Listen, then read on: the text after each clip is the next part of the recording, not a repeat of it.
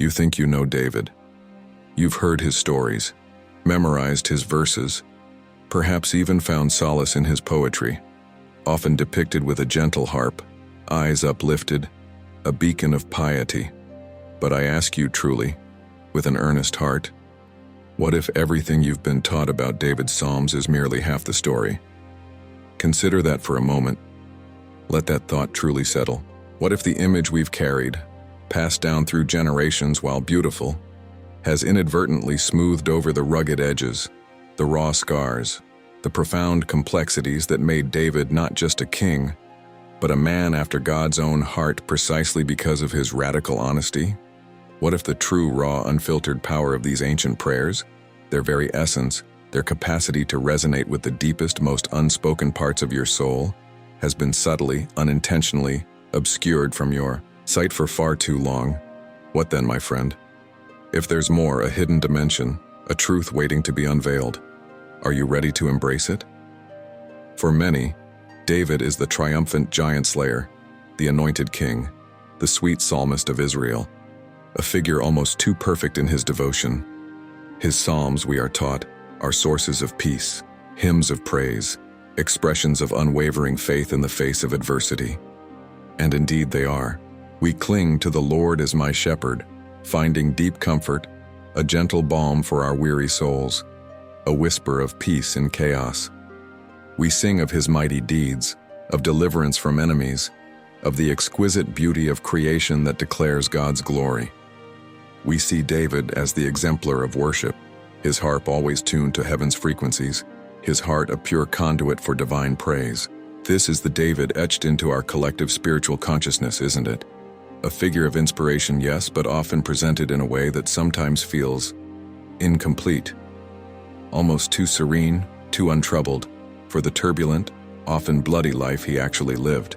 Does this picture truly align with the man who fled from Saul, who committed adultery, who lost a child, who faced rebellion from his own son?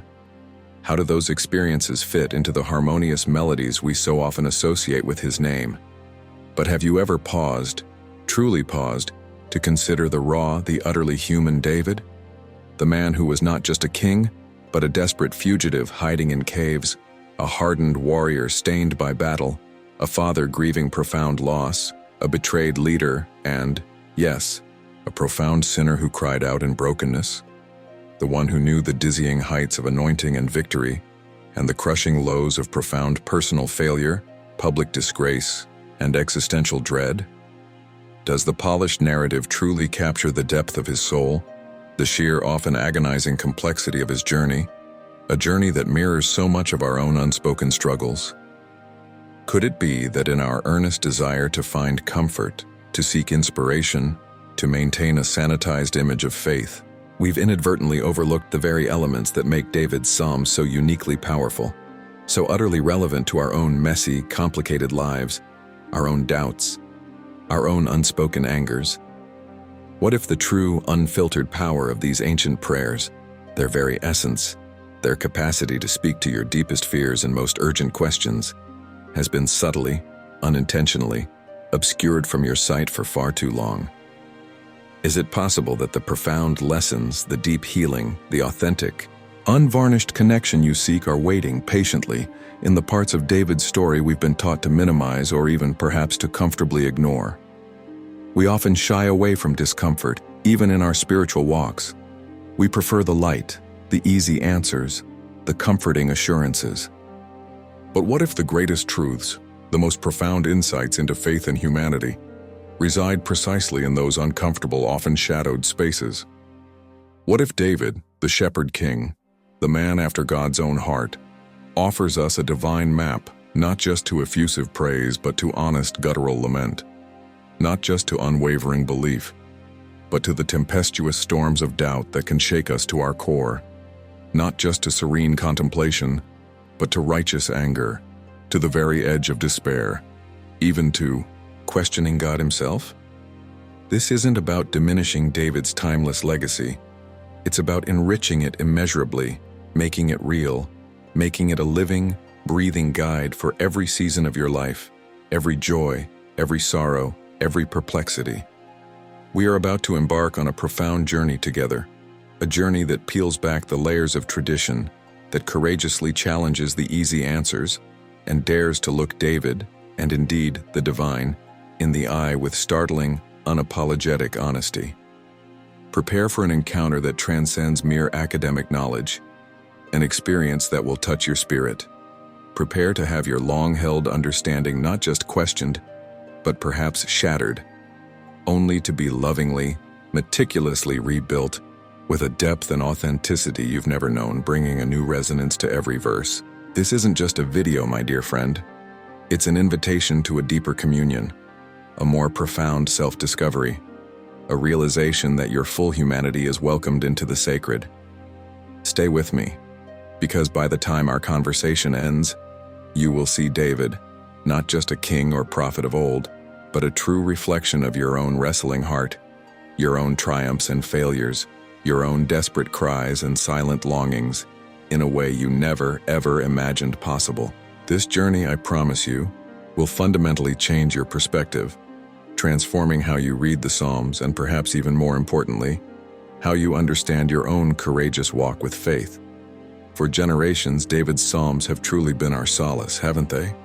A wellspring of spiritual comfort. We open the pages and find familiar phrases, words that resonate with an almost ancient echo in our souls. We've learned them as beautiful poetry, perhaps even memorized them as comforting promises whispered in times of fear or uncertainty. They have served as our hymns of praise when life felt good, our cries for help when all felt lost, and our whispers of wisdom guiding us through perplexing paths. We envision David, the sweet psalmist, composing these melodies with a serene spirit, offering a model of unwavering devotion. And yes, my friend, they are all of those things. The peace found in Psalm 23, the assurance in Psalm 91, the soaring declarations of God's majesty in Psalm 19.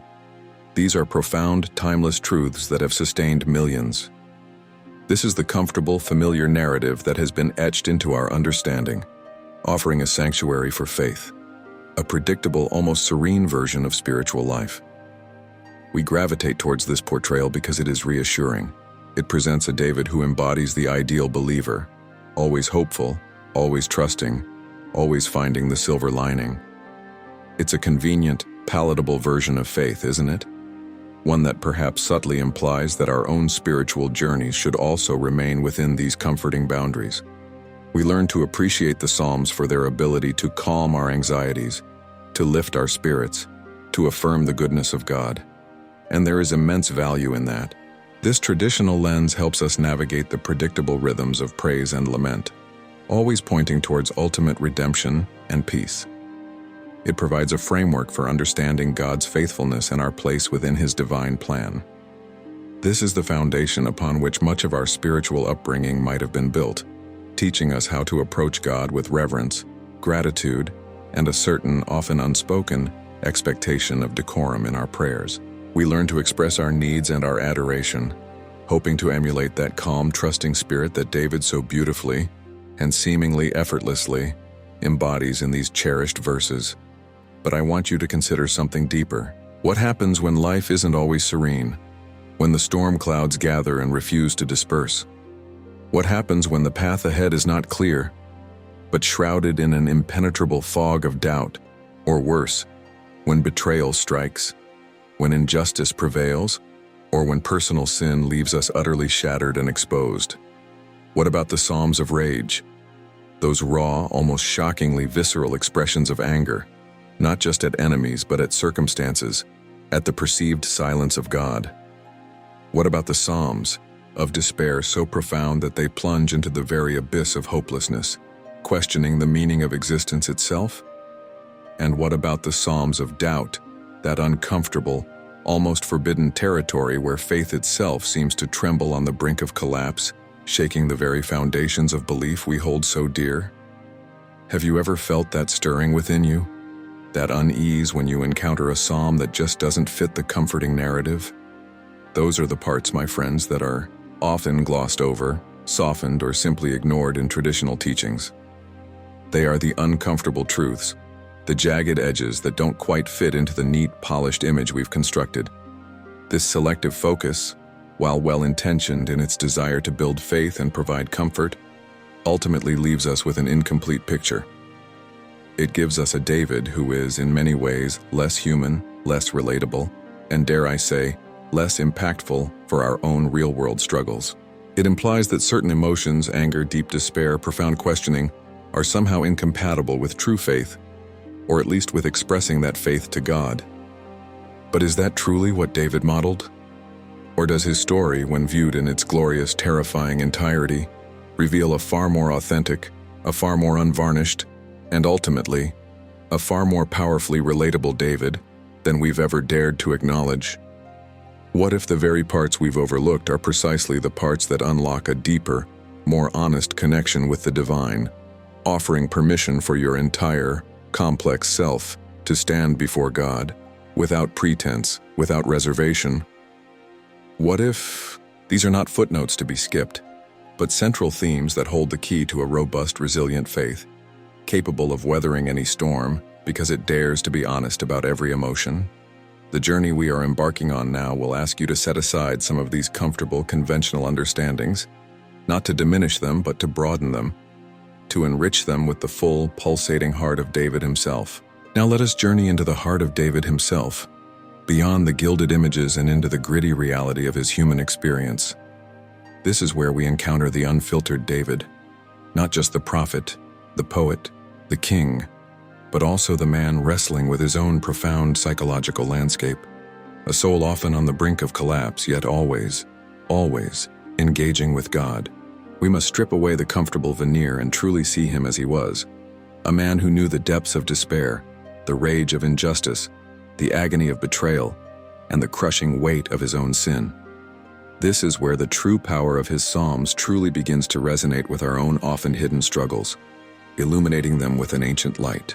Have you ever truly sat with the dark Psalms? The ones that make you squirm a little, that challenge your notion of what a godly prayer should sound like? We often rush past them, perhaps feeling a little embarrassed for David or for ourselves. But imagine David, a man after God's own heart, a man who, in Psalm 10, cries out, "Why, Lord, do you stand far off? Why do you hide yourself in times of trouble?" This isn't a gentle query, it's a desperate question, a demand, almost a reproach. Or consider Psalm 58, where he asks God to break the teeth in their mouths, or Psalm 109, where he wishes devastating misfortune upon his enemies. This is not the serene psalmist we often picture. This is a man consumed by righteous anger, a soul so wounded by betrayal and injustice that he calls for divine retribution with an almost terrifying intensity.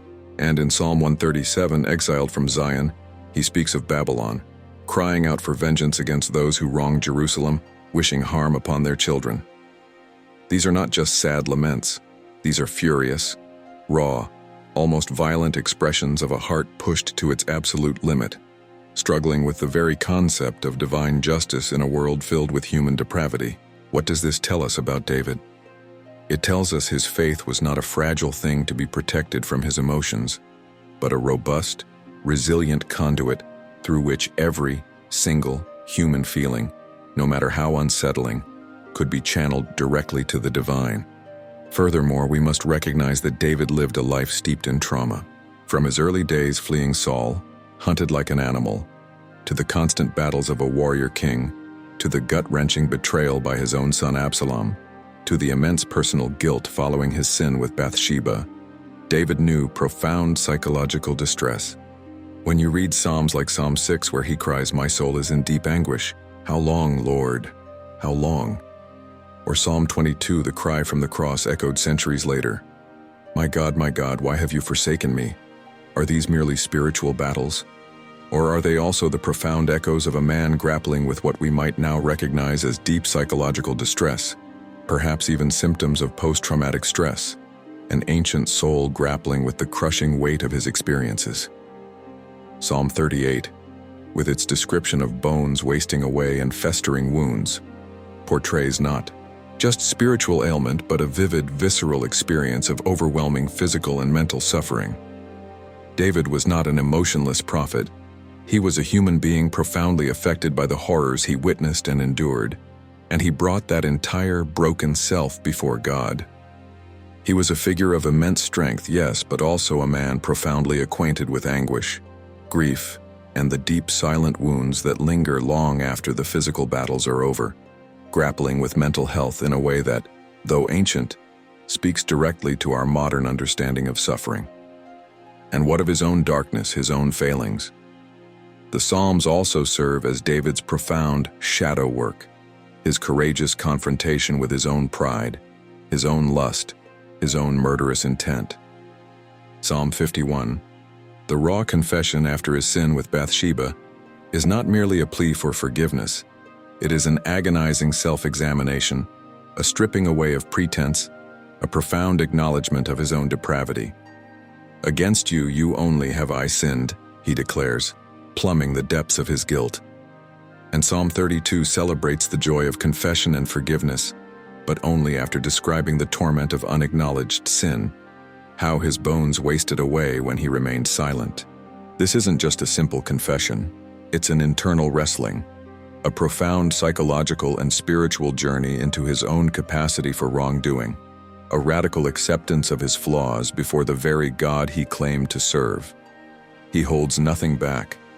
He hides no part of himself, not his triumphs, not his failings, not his rage, not his despair. These are not weaknesses to be ignored, my friends. They are not aspects of David's character that we should politely gloss over.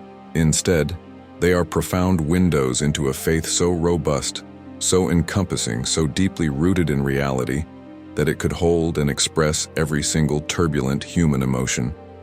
David didn't just praise God when life was good. He fought with him. He demanded answers from him. He laid bare his deepest, darkest questions before him, and he did it all in prayer. He brought his entire unvarnished self to the throne of grace, and in doing so, he gives us permission. Permission for your authentic self, your angry self, your doubting self, your broken self, your wounded self, your questioning self, to enter into divine dialogue without reservation, without fear of judgment. This is the truth of David, a truth that liberates us to bring our whole messy lives before a God who is big enough and loving enough to handle it all. We have examined the unfiltered heart of David, a man whose raw humanity poured into every verse. Now let us venture beyond viewing the Psalms merely as spiritual comfort food, those familiar soothing passages we turn to in times of need. It is time to see them for what they truly are, a profound spiritual revolution, a disruptive force that challenged the very fabric of religious understanding in David's era, and continues to do so in ours. Have you ever considered how radical David's approach to God actually was? Especially when set against the backdrop of ancient religious practices, even those within his own Israelite faith? This wasn't just personal devotion. This was a blueprint for a new way of encountering the divine. Think about the prevailing spiritual climate of the ancient world. Gods were often seen as distant, demanding, to be appeased through elaborate rituals, sacrifices, and the mediation of a specialized priesthood. Even within Israel, while the covenant offered a unique relationship, much of the interaction with God was structured and ritualized. Yet David, a shepherd boy elevated to king, spoke to God, argued with God, cried out to God, and praised God with an intimacy that was breathtakingly personal and often, frankly, informal. Look at Psalms like 139, where he declares, "Lord, you have searched me and known me. You know when I sit and when I rise." Or Psalm 8, marveling at humanity's place in creation. This wasn't a deity to be kept at arm's length. This was a God intimately involved in every heartbeat, every thought. David's emphasis on a personal, responsive God implicitly challenged the impersonal, transactional worship prevalent in so many ancient cultures, subtly but powerfully shifting the focus from rigid ritual to heartfelt relationship. It wasn't about perfectly performed rites. It was about a perfectly honest heart, laid bare before a God who listens, who cares, who engages. This was revolutionary, a quiet insurgency against the spiritual status quo, even if it wasn't overtly declared as such. It redefined access to the divine, suggesting that the most powerful prayers were not necessarily the most formal, but the most authentic. Before David, direct, intimate dialogue with God was often perceived as the exclusive domain of priests, prophets, or powerful leaders, those specially chosen and set apart. The average person's spiritual life was largely mediated through these figures and the established temple system. But David's Psalms shattered that barrier. They offered and continue to offer a model of democratized spirituality.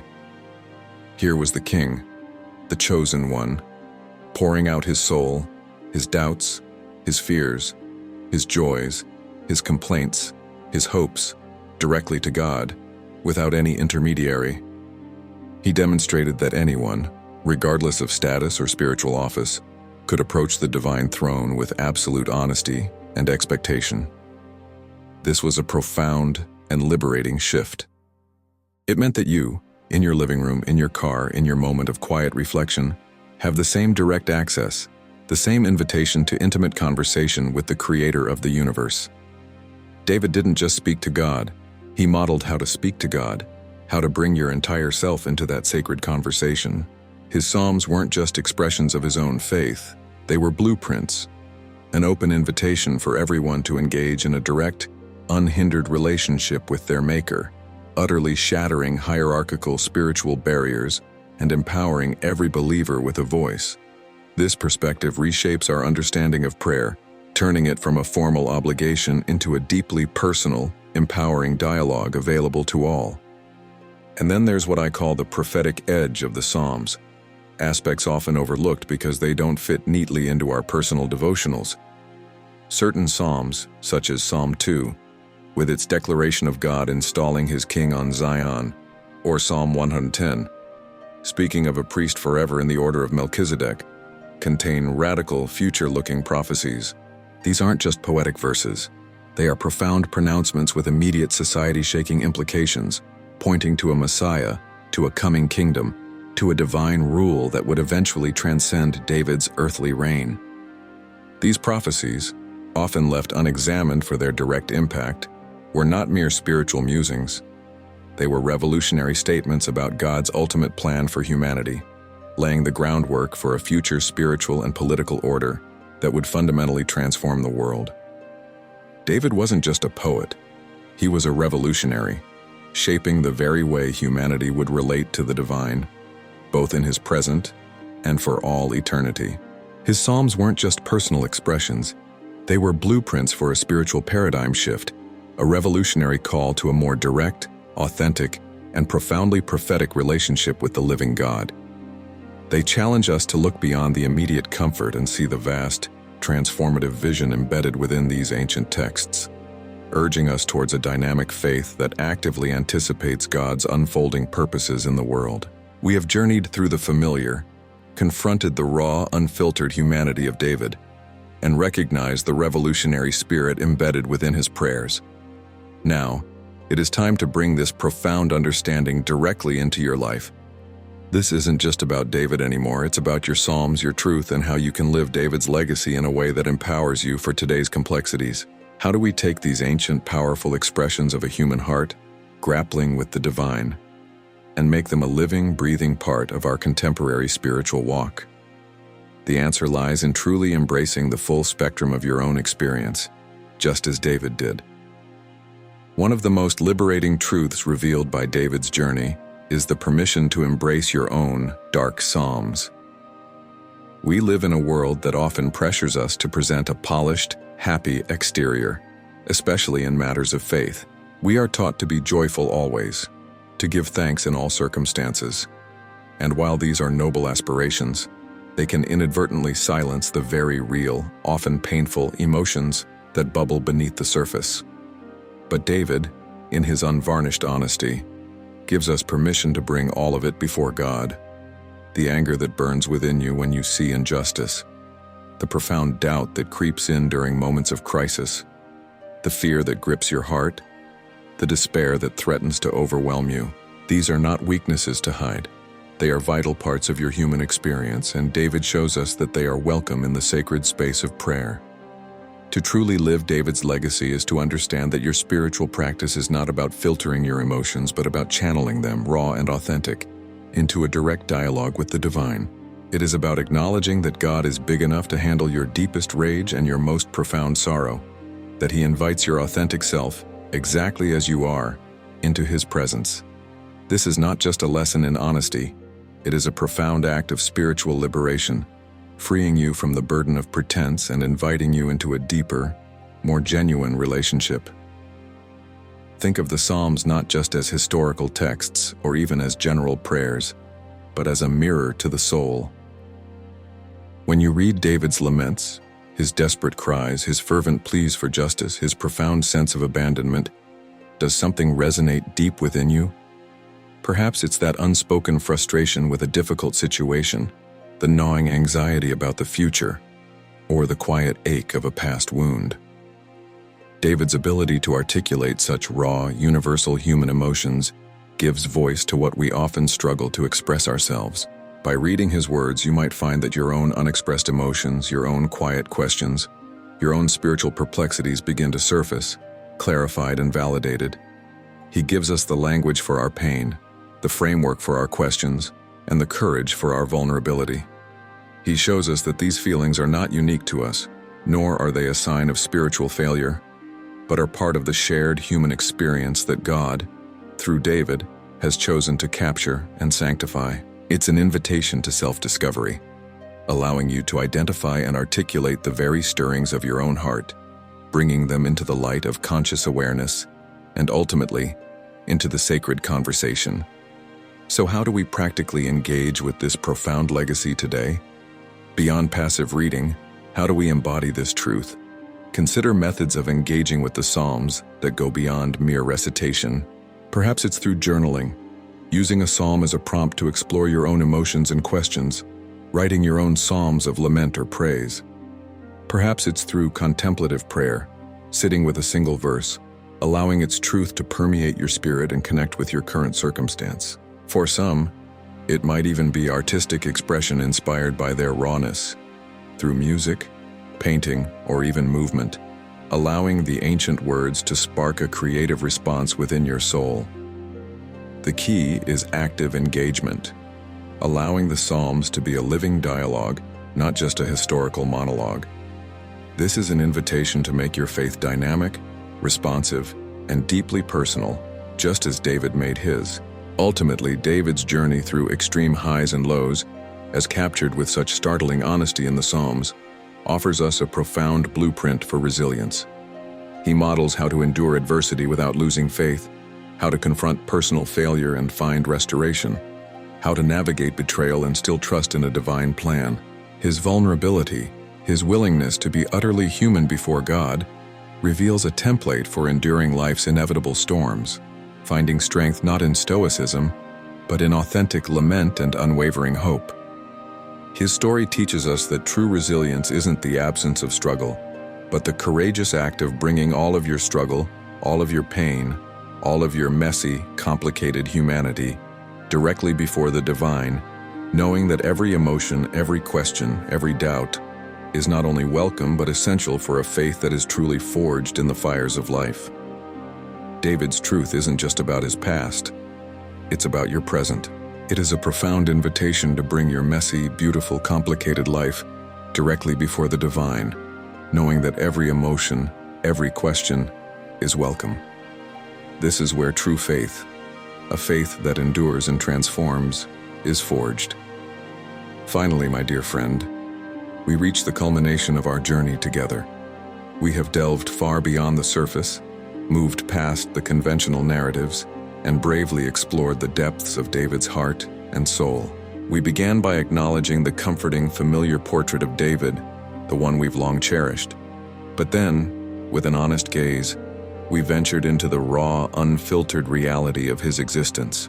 We encountered David not just as the triumphant warrior, the inspired king, or the gentle poet, but as a man wrestling fiercely with trauma, a king battling profound despair, a worshiper who dared to be utterly human before God, bringing his rage, his doubt, his anguish, and his profound brokenness into the divine presence without reservation. We then elevated our understanding, recognizing that David's Psalms are far more than mere spiritual comfort. They are revolutionary prayers, profound psychological journeys, and an audacious blueprint for a faith that embraces every single facet of life, every emotion, every question, every triumph, and every tragedy. This has been a profound exploration, transforming our perception of ancient texts into living, breathing guides for our own souls. We have seen that David's honesty, his willingness to bear his whole self before God, was not a weakness, but the very bedrock of his strength and resilience. He didn't just sing praises, he raged, he grieved, he questioned, and through it all, he held fast to a God big enough to contain his entire messy humanity.